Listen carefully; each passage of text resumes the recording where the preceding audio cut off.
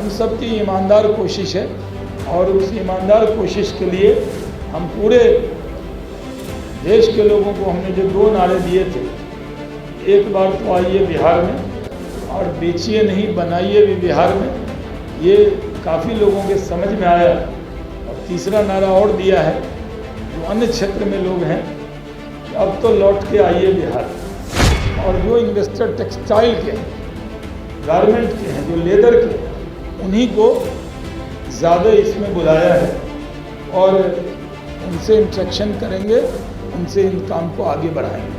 तो हम लोगों को बता रहे हैं कि बांग्लादेश से अगर टेक्सटाइल के क्षेत्र में मुकाबला कोई भारत कर सकता है तो बिहार के कुशल कारीगर के कंधे पे ही हम बांग्लादेश और वियतनाम से टेक्सटाइल क्षेत्र में मुकाबला कर सकते हैं।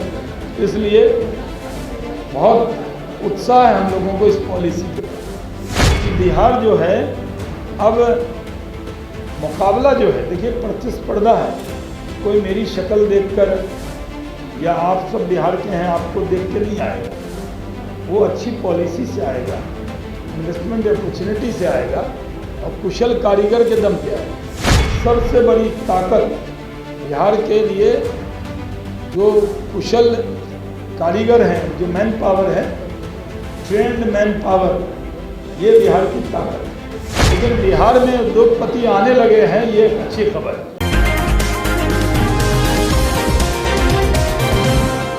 हम सब की ईमानदार कोशिश है और उस ईमानदार कोशिश के लिए हम पूरे देश के लोगों को हमने जो 2 नारे दिए थे कि एक बार तो आइए बिहार में और बेचिए नहीं बनाइए भी बिहार में, ये काफ़ी लोगों के समझ में आया।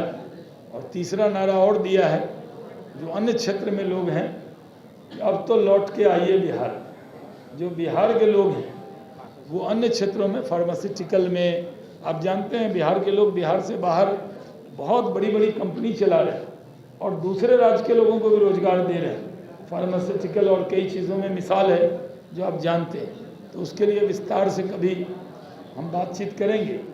जून का जो महीना होता है वो इन्वेस्टर मीट के लिए, क्योंकि बरसात से पहले है मुंबई में भी, क्योंकि बरसात आ जाएगी, मानसून का पता लगा है, तो जो 22 तारीख को हम लोग सोच रहे थे मुंबई का, वो अभी स्थगित किया है।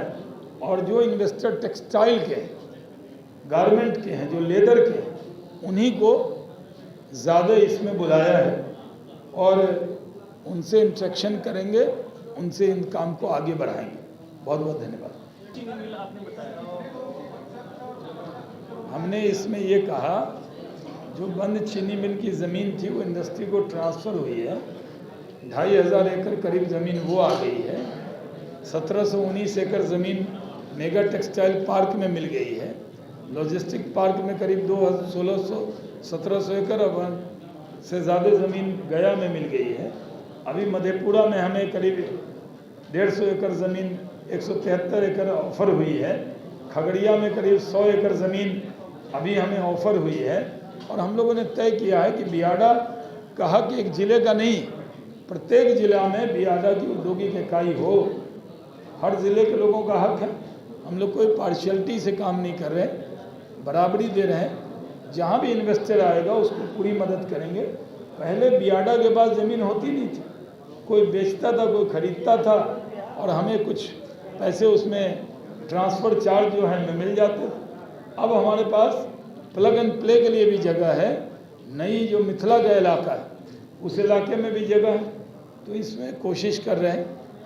हमने यही कहा जी। मेगा टेक्सटाइल पार्क के लिए तो हमने बेतिया में कुशीनगर एयरपोर्ट के बगल में 1719 एकड़ है। अगर केंद्र से हमें मंजूरी मिलेगी तो वो तो मेगा पार्क वहाँ बनेगा। लेकिन जो इन्वेस्टर हैं देवघर एयरपोर्ट पे उतर के आएंगे तो बांका, जमुई, भागलपुर मिलेगा। दरभंगा एयरपोर्ट उतर के आएंगे तो उनको मिथिला का इलाका मिलेगा। जो कुशीनगर उतरेंगे उनको बेतिया, चंपारण वो इलाका मिलेगा। जो लोग पटना उतरेंगे उनको ये मगध का इलाका मिलेगा। तो हम लोगों को बता रहे हैं कि बांग्लादेश से अगर टेक्सटाइल के क्षेत्र में मुकाबला कोई भारत कर सकता है तो बिहार के कुशल कारीगर के कंधे पे ही हम बांग्लादेश और वियतनाम से टेक्सटाइल क्षेत्र में मुकाबला कर सकते हैं। इसलिए बहुत उत्साह है हम लोगों को इस पॉलिसी के प्रति। एक सवाल ये है कि इन्वेस्टर जो आ रहे हैं तो बिहार में कितना इन्वेस्ट करेंगे? उस गिनती में मत जाइए। हम लोगों ने एक ग्राउंड बना दिया है, रेड कार्पेट वेलकम के लिए उनको कह दिया है। उनको हमारे उद्योग विभाग में हम लोग 7 वर्किंग डेज के अंदर उनको सारी सुविधा दे दें। इथेनॉल पॉलिसी में भी था 7 वर्किंग डेज। अभी यूपी गवर्नमेंट का ऐड चल रहा था जो उनके यहाँ इन्वेस्ट हुआ था। हम लोग भी उस लेवल पे बड़ा करेंगे बिहार में। पहले ग्राउंड बना ले। तो जब चल रहा था तो उसमें कोको कोला की कंपनी में एक ही ऐड था उसमें कि 15 दिन में ज़मीन मिलेगी। हमने तो बिहार में 15 घंटे में भी ज़मीन दी। तो ये बिहार है जो ईयरली नहीं, मंथली नहीं, वीकली नहीं, आवरली काम करता है। एरिया है हमारे पास ज़मीन जो लेने आएंगे ना। अब जैसे सुपौल में भी पहले कम ज़मीन थी, आधी ज़मीन में इंडस्ट्री और आधे में डीएमएसपी का घर। तो मैंने विजेंद्र यादव जी ने बात किया तो पूरा चंक 93 एकड़ हमें मिल गया। बाउंड्री की हुई। तो जो लोग वहाँ पर एक नया पुल बन रहा है तो 1.25 घंटा लगेगा सिर्फ दरभंगा एयरपोर्ट से। तो पुल बन रहा है और हम तैयारी कर रहे हैं। तो बिहार जो है अब मुकाबला जो है, देखिए प्रतिस्पर्धा है। कोई मेरी शक्ल देखकर या आप सब बिहार के हैं आपको देख के नहीं आएगा। वो अच्छी पॉलिसी से आएगा, इन्वेस्टमेंट अपॉर्चुनिटी से आएगा और कुशल कारीगर के दम पे आएगा।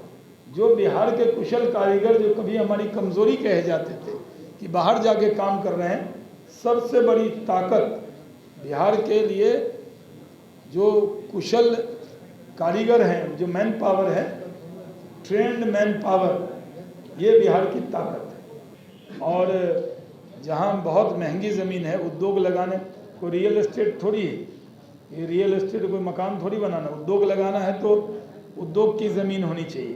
तो वो हम लोग कोशिश कर रहे हैं। अभी रेवेन्यू सेक्रेटरी के साथ हमारे इंडस्ट्री सेक्रेटरी उसमें बातचीत करके जल्द ही उसका नतीजा निकलेगा, उसके बारे में अलग से बताएंगे। और जहाँ तक इसका सवाल है लैंड का, जो हम लोगों ने एक बड़ा काम किया, बहुत अखबार की सुर्खी नहीं बन पाई, लेकिन जो पहले अगर SIPB से अप्रूवल है, एग्रीकल्चर को भी आप रजिस्ट्री कराने जा रहे हैं, तो जो पहले बाद में पैसा लगता था, स्टैम्प ड्यूटी देना पड़ता था, अब नहीं देना पड़ेगा। ये बड़ा कदम है हमारी सरकार। लेदर के इन्वेस्टर को भी आमंत्रित किया है। बहुत से लोग, बड़े लोग आएंगे, बड़ी कंपनी आएगी, लेकिन कई जगह रिप्रेजेंटेटिव आएंगे। लेकिन बिहार में उद्योगपति आने लगे हैं, ये एक अच्छी खबर है।